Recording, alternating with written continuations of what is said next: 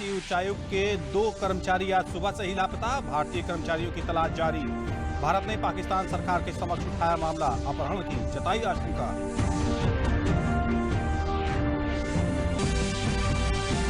Corona virus के दिल्ली में बढ़ते मामलों को निपटाने के लिए गृह मंत्री अमित शाह ने सभी राजनीतिक दलों के साथ की बैठक में कोरोना के बढ़ते मामलों को रोकने के उपायों पर हुई चर्चा।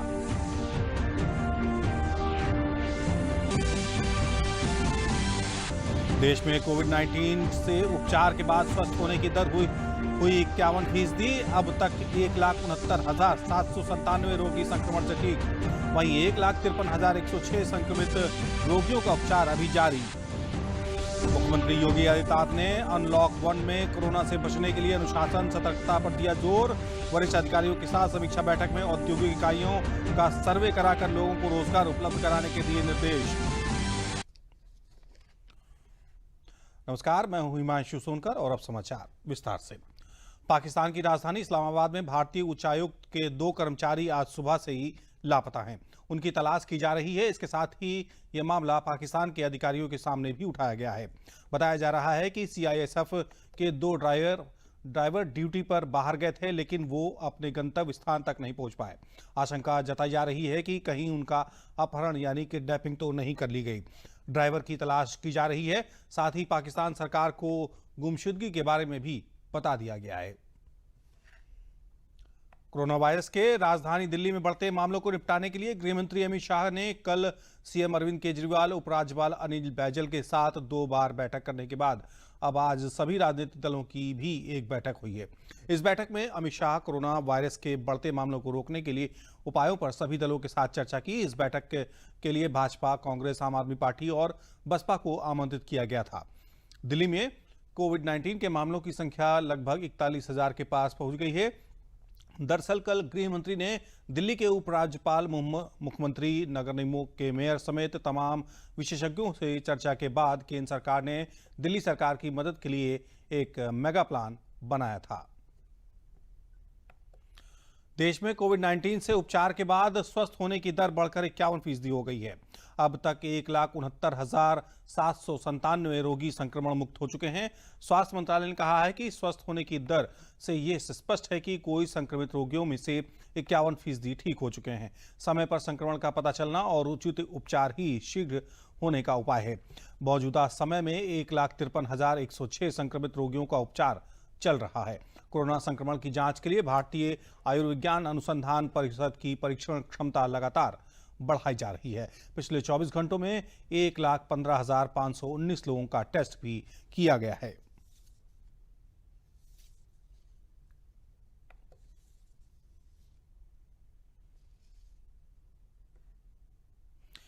Indian council of medical research ICMR ने कोरोना वायरस के लिए एंटीजन टेस्ट को लेकर एक एडवाइजरी जारी की है, जिसमें आईसीएमआर ने कोरोना की जांच के लिए आरटी-पीसीआर की कॉम्बिनेशन के साथ एंटीजन डिटेक्शन टेस्ट के उपयोग की सिफारिश की है।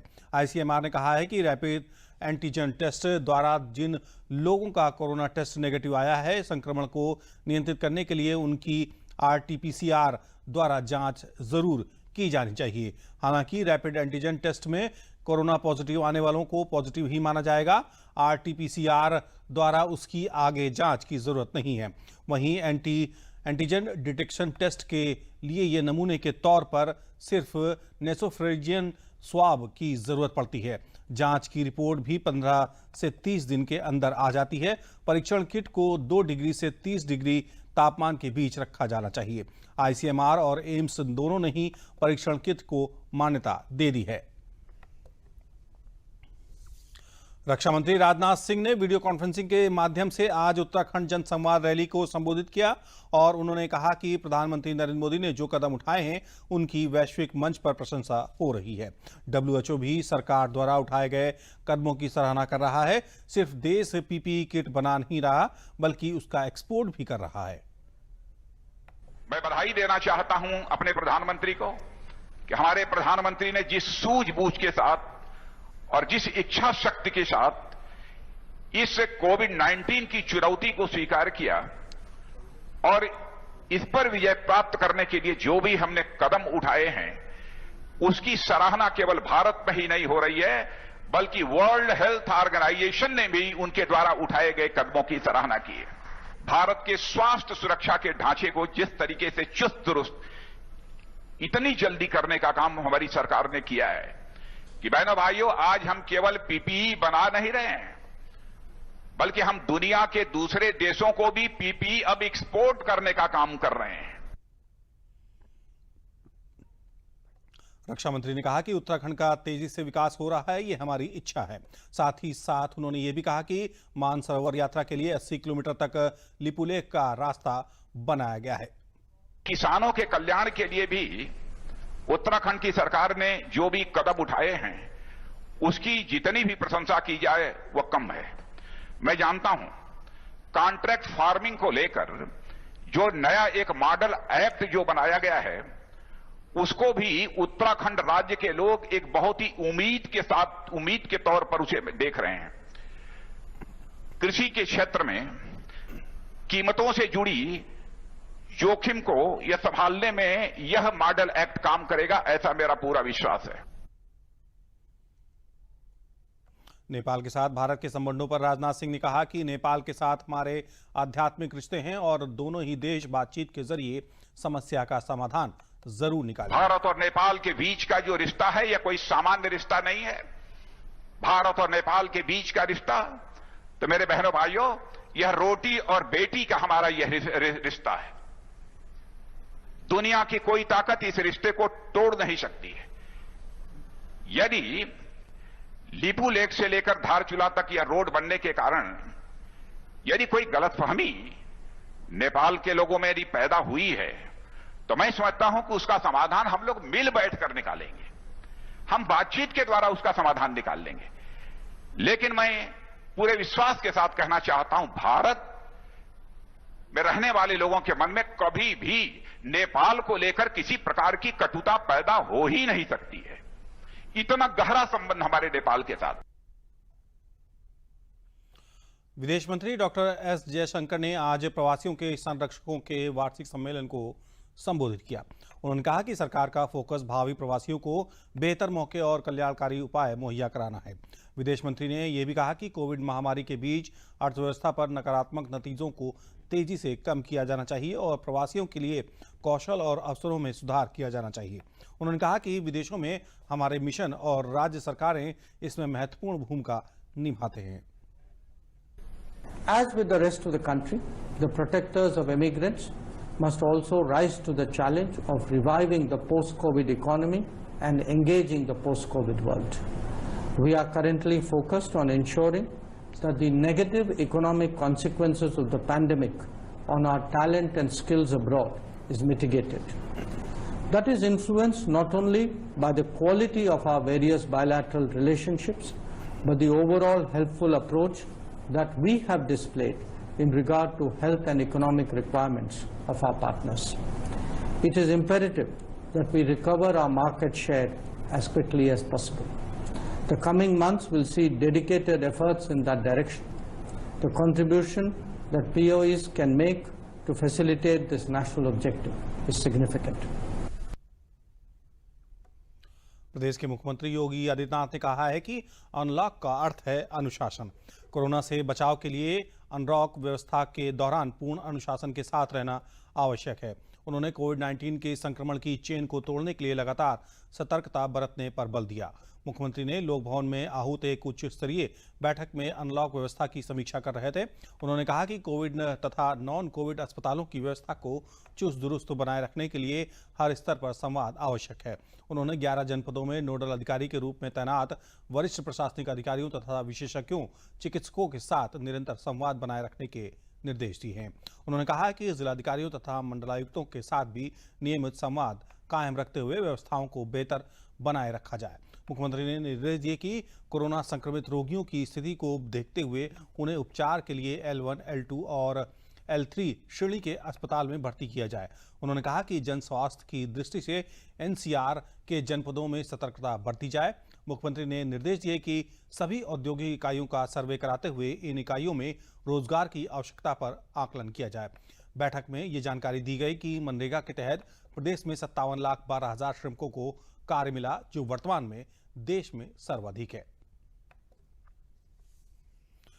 प्रधानमंत्री द्वारा खेलो इंडिया के तहत खेल को बढ़ावा देने के लिए बरेली के रुहेलखंड विश्वविद्यालय में अंतर्राष्ट्रीय स्तर के बनाए गए एथलीट के ट्रैक का केंद्रीय श्रम एवं रोजगार मंत्री संतोष गंगवार ने उद्घाटन किया। इस अंतर्राष्ट्रीय एथलीट सेंसर युक्त ट्रैक पर खिलाड़ियों को अपना प्रदर्शन बेहतर करने में मदद मिलेगी। सेंसर युक्त ट्रैक पर एथलीट की स्पीड का पता लगाया जा सकेगा। अंतर्राष्ट्रीय मानकों के अनुसार आयोजित प्रतियोगिता में खिलाड़ी सेंसर युक्त बेल्ट पहनकर ही प्रतिस्पर्धा में शामिल होंगे, जिससे उनकी दौड़ने की रफ्तार और वास्तविक स्थिति का पता चल सकेगा। इस मौके पर केंद्रीय मंत्री संतोष गंगवार ने कहा, प्रधानमंत्री जी खेल को बढ़ावा दे रहे हैं। ये सिंथेटिक एथलीट ट्रैक उन खिलाड़ियों को मौका देंगे जिनसे खेल में रुचि है। दिल्ली और लखनऊ के बीच यह पहला अंतर्राष्ट्रीय ट्रैक बरेली को मिला है। यहाँ खिलाड़ी अपनी पहचान बनाएंगे।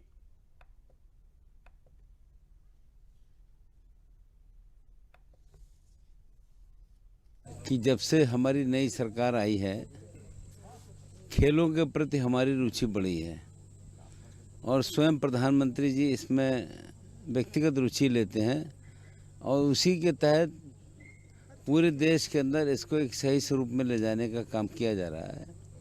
मैं यहाँ के विश्वविद्यालय के कुलपति सहित सभी साथियों को बधाई धन्यवाद दूंगा कि उन्होंने ये सिंथेटिक ट्रैक जो प्रकार शुरू किया है, ये वास्तव में एक विशेषता है। और जैसा जानकारी में आया है कि लखनऊ के बाद और लखनऊ और दिल्ली के बीच में ये मुख्य एक स्थान है और यहाँ पर ये सुविधा मिलेंगी। तो वास्तव में नौजवान बच्चों के लिए अपनी खेल प्रतिभा का एक प्रस्तुतिकरण और उनको सही सुविधा मिले, उसके लिए अभी आपने जानकारी में आया कि अच्छे ढंग से ये विश्वविद्यालय काम कर रहा है, तो मेरी बहुत बहुत शुभकामनाएं उनकी। प्रधानमंत्री नरेंद्र मोदी के नेतृत्व में चल रही केंद्र सरकार के दूसरे कार्यकाल के 1 वर्ष की उपलब्धियों तथा प्रधानमंत्री के निर्णयों को आम जन तक अवगत कराने के लिए भाजपा पूरे देश में 11 से 15 जून तक परिवार संपर्क अभियान चला रही है। इसी क्रम में केंद्रीय राज्य मंत्री साध्वी निरंजन ज्योति ने फतेहपुर के मलवा कस्बे में घर घर जाकर केंद्र सरकार की योजनाओं और उपलब्धियों का एक पत्रक वितरण किया। साथ ही वैश्विक महामारी कोरोना से बचने के लिए मास्क, सैनिटाइजर देकर लोगों को बचाव के प्रति जागरूक किया। साध्वी निरंजन ज्योति ने बताया कि कोरोना की इस संकट घड़ी में लोगों को जागरूक करना अति आवश्यक है। 2014 के बाद से प्रधानमंत्री नरेंद्र मोदी जी के नेतृत्व में जो सरकार चल रही है वो ऐतिहासिक कार्यकाल रहा है और भारत के इतिहास में इसको स्मरण किया जाएगा, चाहे वे 370 हो, ट्रिपल तलाक हो या फिर अयोध्या में राम मंदिर जैसे मुद्दे हों।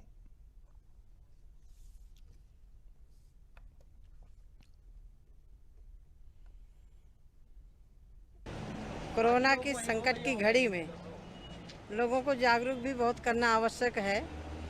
1 साल की उपलब्धियों को लेकर के हम बूथों पर जा रहे हैं, हमारे कार्यकर्ता जा रहे हैं, हमारे पदाधिकारी जा रहे हैं। जहां मैं सैनिटाइजर पत्रक दे रही हूं, उसी के साथ मास्क, और जनता से अपील भी करती हूं कि इस टाइम सावधानी बरतने की बहुत आवश्यकता है, क्योंकि मार्केट खुले हैं, मॉल खुल गए, सब चीज़ें खुल गई हैं। ऐसी स्थिति में जनता की स्वयं जवाबदेही बनती है कि दूरी बना के रहें। जिस तेज गति से फैल रहा है उसको देखते हुए मेरा अनुरोध है फतेहपुर की जनता से या देश की या प्रदेश की जनता से कि अब सावधान बरतते हुए बाजार जाएं, मार्केट जाएं, दुकान में जाएं, कहीं भी जाएं, सावधानी जरूर बरतें, क्योंकि सावधानी हटी दुर्घटना घटी। बस सावधानी इस मर्ज में आवश्यक है। प्रदेश के चिकित्सा एवं स्वास्थ्य परिवार कल्याण तथा मातृ एवं शिशु कल्याण राज्य मंत्री अतुल गर्ग मुख्यमंत्री योगी आदित्यनाथ के निर्देशों पर जनपद लखीमपुर खीरी पहुंचे, जहां उनके जनपद आगमन पर मुख्य चिकित्सा अधिकारी डॉक्टर मनोज अग्रवाल और मुख्य चिकित्सा अधीक्षक डॉक्टर आरसी अग्रवाल और अधीक्षक डॉक्टर नसरीन रसूल ने कोविड-19 के बढ़ते प्रसार से निपटने के लिए अब तक की गई तैयारियों के संबंध में विस्तार से जानकारी दी। राज्य मंत्री ने इसी प्रकार आगे भी सरकार की मंशा के अनुरूप पूरी तत्परता के साथ काम करते हुए इस महामारी से निपटने के लिए हर जरूरी कदम उठाने के निर्देश दिए। राज्य मंत्री ने जिला चिकित्सालय एवं महिला का निरीक्षण कर चिकित्सा विभाग की व्यवस्थाओं और तैयारियों का जायजा लिया। जिला चिकित्सालय के निरीक्षण के दौरान विभिन्न वार्डों में भर्ती रोगियों के तीमारदारों से स्वास्थ्य सेवाओं के संबंध में जानकारी भी ली। माननीय योगी जी ने हम लोगों को इसलिए जिलों में भेज रहे हैं कि हम ये देख के आए कि कोविड के साथ साथ जो बाकी समस्याएं हैं उनका निराकरण अस्पतालों में हो रहा है या नहीं हो रहा, मरीजों के साथ कैसा व्यवहार हो रहा है, इंतजाम ठीक है, जो आवश्यक सेवाएं वो अपना चालू हो गई हैं या नहीं। आत्मनिर्भर भारत को चरितार्थ करते प्रयागराज जिले के अकबरपुर गांव के बहुत पिछड़े इलाके से वहां के रहने वाले बंसीलाल सरोज, जिन्होंने प्रधानमंत्री योजना के तहत जिला उद्योग केंद्र प्रयागराज से सरकारी ऋण प्राप्त किया और उन पैसों से पाव का काम शुरू किया। धीरे धीरे अथक मेहनत और परिश्रम करके उन्होंने पाव के साथ बिस्कुट का भी काम शुरू किया और इस काम को अपनी मेहनत और लगन से वे बढ़ाते गए। आज अपने गांव में इस रोजगार में लगभग 60-70 लोगों को रोजगार उनके द्वारा प्राप्त हुआ है। कुछ ग्रामीण नवयुवक बंसीलाल सरोज के यहाँ कार्य करते हैं। बंसीलाल सरोज ने उन नवयुवक लोगों को बिस्कुट और पाव बनाने का प्रशिक्षण दिया और वे लोग उन्हीं के यहाँ कार्य करने लगे और कुछ नवयुवक उनके यहाँ से बिस्कुट, पाव और रस लेकर जगह जगह वितरित कर फेरी लगाते हैं, जिससे वे अपना घर परिवार अच्छी तरह से चला रहे हैं। बंसीलाल सरोज का कहना है कि सरकार के द्वारा उन्हें 20 लाख रुपए के सरकार के आर्थिक पैकेज में उनको सरकारी ऋण मिल जाता है तो वे अपने गांव अकबरपुर में ब्रेड का काम भी शुरू कर देंगे, जिससे आसपास के क्षेत्र में ब्रेड की ताज़ा सप्लाई होगी और काफ़ी नौजवानों को रोजगार भी उपलब्ध होगा।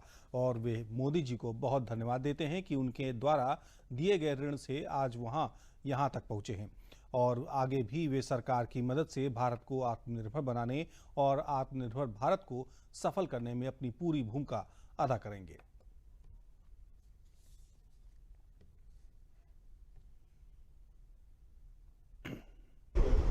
इस कंपनी में काम करते हैं। जब से लॉकडाउन शुरू, एक हफ्ते हमारा काम बंद था, फिर उसके बाद हमारे कंपनी मालिक ने काम को शुरू किया, फिर हम लोगों ने काम शुरू कर दिया और आज भी हम काम उसी तरह चला रहे हैं। और जब हम आते तो हम लोगों को यहाँ ताज़ा माल मिलता है। हम मार्केट में, दुकान में, गांव में घूम कर बेचते हैं और अपने बच्चों का भरण पोषण करते हैं। हम यहाँ पर एक छोटा सा अपना कारखाना चालू किया जो सोन पापड़ी खाली बनाते थे और हम साइकिल से यहाँ पूरे एरिया में सप्लाई करते थे। कुछ सेल्समैन भी लगे हुए थे जो वो लोग आकर पूरा सप्लाई देते थे। फिर हमने पेपर के माध्यम से प्रधानमंत्री योजना के तहत ये जानकारी मिली कि जिला उद्योग विभाग से यहाँ फाइनेंस देने की सुविधा हो रही है। ग्रामीण क्षेत्र में प्रधानमंत्री योजना से 25 लाख का फाइनेंस हुआ। वहाँ सीख के आए हैं अपन, तो यहाँ कुछ कारोबार शुरू की ही नहीं, अच्छी था भगवान दिए हैं, उन्होंने खाद पिए थे, मैं खाद पी थी। चित्रकूट जिले का किसान आत्मनिर्भर भारत की ओर कदम बढ़ा रहा है। किसान स्वतंत्र कुमार आंवले की खेती के साथ प्रोसेस यूनिट स्थापित कर उसके उत्पाद मुरब्बा तैयार कर अपनी आमदनी में वृद्धि कर जिले के अन्य किसानों के लिए एक नजीर भी बन रहे हैं। किसान स्वतंत्र कुमार ने बताया कि 2 हेक्टेयर में आंवले का बाग लगाया है। प्रति पौधा 1.5 से 2 कुंटल आंवले का उत्पादन होता है। आंवले का मुरब्बा बनाकर बेचने से दुगना फायदा होता है। बिक्री में शुरू में परेशानी हुई थी, किंतु अब व्यापारी स्वयं आकर ले जाते हैं। मुरब्बा बनाने के प्रोसेस में 2 माह तक 15 से 20 लोगों को रोजगार भी मिलता है। प्रोसेसिंग का FASSI का लाइसेंस ले रखा है इस काम के लिए और उसी के माध्यम से पैक भी करते हैं और उसको बेचते भी हैं, बाजार में भी आते हैं। हाँ, मुरब्बे के काम में यदि हम मुरब्बा बनाते हैं तो आंवले से हमें जस्ट 2 गुना का लाभ होता है। यदि हमने इसमें 100 रुपये अपनी लागत लगाई है तो निश्चित रूप से 100 रुपये हमें मिलना है। उत्पादन हो जाता है 2 कुंटल प्रति पौध के हिसाब से लमसम पा जाता है उत्पादन। हम 1.5 से 2 लाख रुपए, इससे तो कम होता नहीं है। 1.5 लाख रुपए से लेकर 2 लाख रुपए का आंवला हमें देता है। बाहर से बरेली जिले में आए प्रवासी मजदूरों को रोजगार से जोड़ने के लिए जिले के भूता ब्लॉक के ढकनी गांव में नदी किनारे मनरेगा के तहत तटबंध बनाने का काम किया जा रहा है। तटबंध बनाने के इस काम में हर रोज 100 से 150 लोगों को काम मिल रहा है। नदी के दोनों ओर तटबंध बनाया जा रहा है जो बरसात में नदी के कटान को रोकेगा। हर वर्ष इस नदी में बरसात के दिनों में कटान होता है जिससे आसपास के इलाकों में पानी भरने की समस्या सामने आती है। मनरेगा के तटबंध बनाने के इस काम में दिल्ली, उत्तराखंड, पंजाब और हरियाणा से वापस आए मजदूरों को लगाया जा रहा है। काम मिलने से ये मजदूर काफी खुश हैं।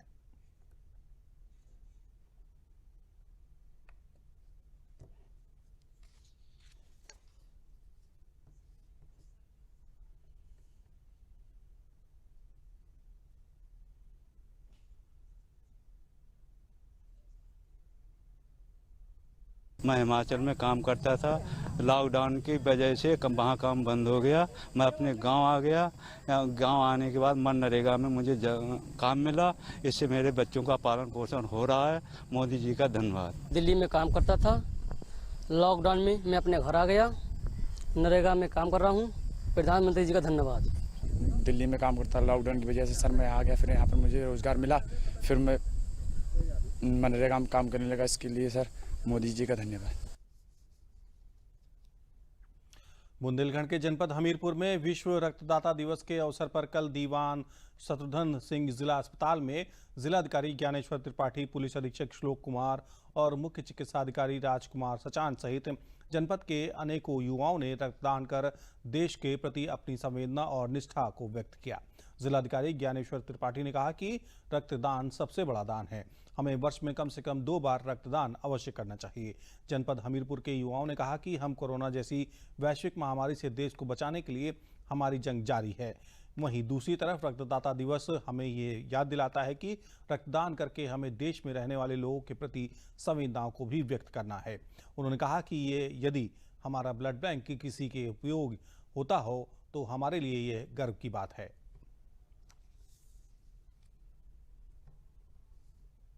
आज विश्व रक्तदाता दिवस है। हमें दूसरों को रक्त देने से हमारी दूसरों की जान बच सकती है और कोरोना ऐसी महामारी से दूसरों किसी की जान बच सकती है। जैसा कि हम सभी जानते हैं आज विश्व रक्तदाता दिवस है और किसी के जीवन बचाने से बड़ा कोई पुण्य नहीं हो सकता।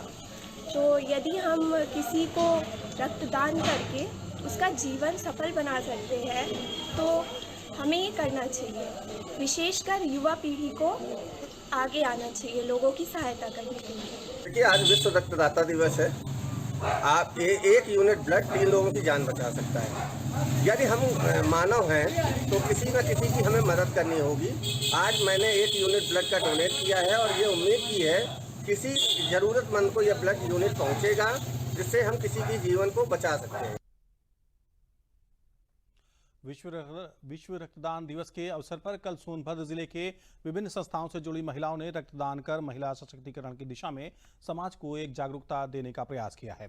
अति पिछले जनपद में विषम परिस्थितियों में महिलाओं को होने वाली रक्त की कमी को ध्यान में रखते हुए इसे एक सार्थक पहल माना जा रहा है। उत्तर प्रदेश पुलिस परिवार की महिलाओं और अन्य वरिष्ठ अधिकारियों की धर्मपत्नियों सहित मारवाड़ी युवा मंच के पुरुष और महिलाओं ने बढ़ चढ़कर रक्तदान किया। पुलिस लाइन में आयोजित एक वृहद कार्यक्रम में पुलिस अधीक्षक आशीष श्रीवास्तव ने लोगों को रक्तदान के महत्व और इससे जुड़ी भ्रांतियों से भी अवगत कराया। पुलिस फैमिली वेलफेयर वामा सारथी की अध्यक्ष डॉक्टर आकांक्षा गुप्ता ने बताया कि रक्तदान एक महान कार्य है और इससे हम किसी की जिंदगी बचा सकते हैं। विशेषकर इस कोविड-19 जैसी महामारी में ये और भी आवश्यक हो जाता है।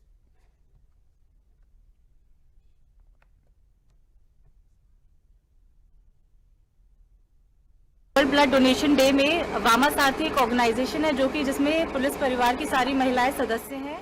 तो हम सब लोगों ने मिल के वर्ल्ड ब्लड डोनेशन डे में एक ये इनिशिएटिव लिया है कि हम सब लोग ब्लड डोनेट करके जो महिलाएं जिनको ज़रूरत है उनके लिए हम लोग डोनेशन देंगे। इसमें पुलिस विभाग की महिलाएं सबसे ज़्यादा मात्रा में हैं। बाकी जो हमारे सीडीओ की है मिसेस हैं और हमारे डीएफओ साहब हैं उनकी जो वाइफ है वो भी इस कॉज के लिए फील करती है। तो क्योंकि हम लोग कैंप ऑर्गेनाइज कर रहे थे तो वो सब भी साथ में आए हैं।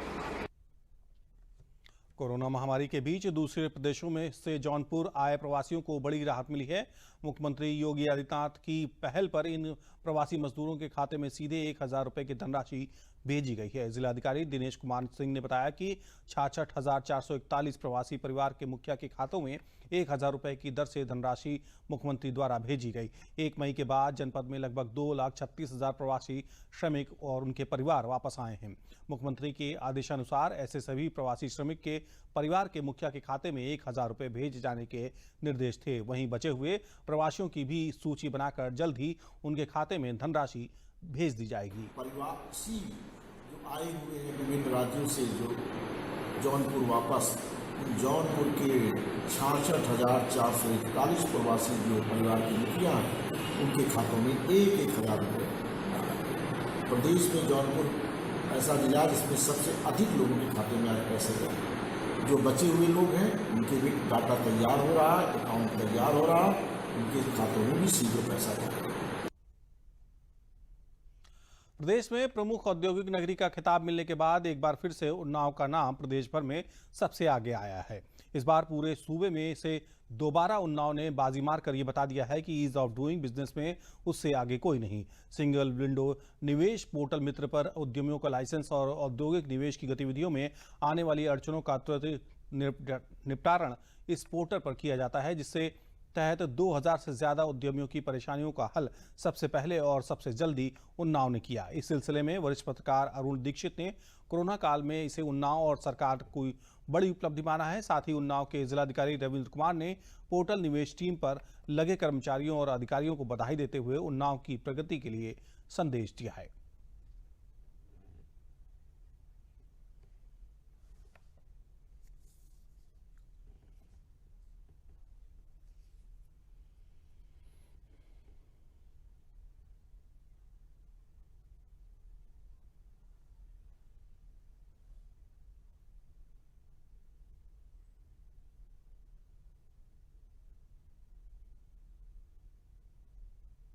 शासन द्वारा एक निवेश मित्र पोर्टल बनाया गया है, जिसमें उद्यमी अपनी जो भी समस्या है या कोई प्रार्थना पत्र उसमें अपलोड करते हैं और ये एक सिंगल विंडो सिस्टम की तरह कार्य करता है, जिसमें विभिन्न विभागों की जो एनओसी है या उनके द्वारा जो कार्य किए जाने हैं वो उसी स्तर पर निस्तारित करने होते हैं।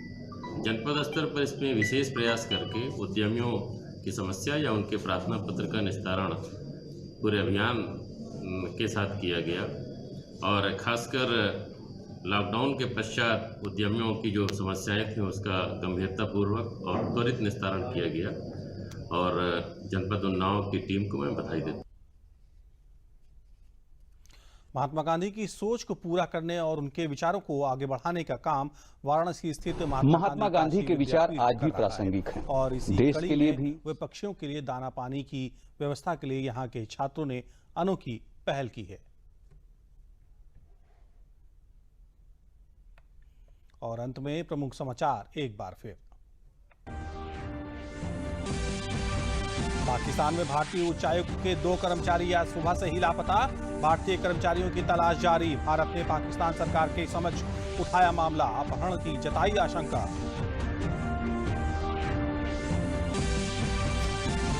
कोरोना वायरस के दिल्ली में बढ़ते मामलों को निपटाने के लिए गृह मंत्री अमित शाह ने सभी राजनीतिक दलों के साथ की बैठक में कोरोना के बढ़ते मामलों को रोकने के उपायों पर हुई चर्चा।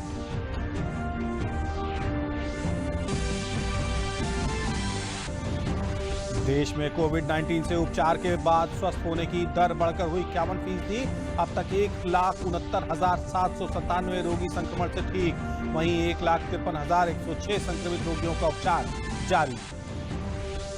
मुख्यमंत्री योगी आदित्यनाथ ने अनलॉक 1 में कोरोना से बचने के लिए अनुशासन और सतर्कता पर दिया जोर।